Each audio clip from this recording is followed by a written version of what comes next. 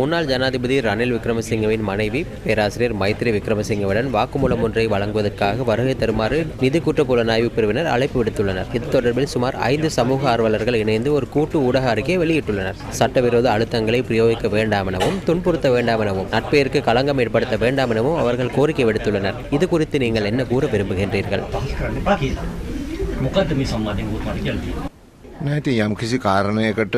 இல்லை, ஏதேனும் ஒரு விடயம் தொடர்பாக ஏதேனும் ஒரு நிறுவனத்திற்கு சென்று வாக்குமூலம் வழங்குவது என்பது எவருடைய கௌரவத்திற்கும் களங்கம் விளைவிக்கும் விடயம் அல்ல. தற்பொழுது முன்னாள் ஜனாதிபதி ரணில் விக்ரமசிங்கே கூட சென்றார் அல்லவா? இந்த நாட்டின் சட்டம் அனைவருக்கும் சமமானது. இதில் விசேட சலுகை பெற்றவர்கள் என யாரும் இல்லை. அனைத்து பிரஜைகளும் அரசு நிறுவனங்கள், போலீஸ், சிஐடி போன்ற பல்வேறு நிறுவனங்களுக்கு தேவை ஏற்படின் அழைக்கப்பட்டு வாக்குமூலத்தினை பெற்றுக் கொள்ள முடியும். அதற்கு ஒத்துழைப்பு வழங்குவதே பெண்களினதும் ஆண்களினதும் மற்றும் அனைத்து பிரஜைகளினதும் பொறுப்பாகும். පුරවැසියන්ගේ වගකීම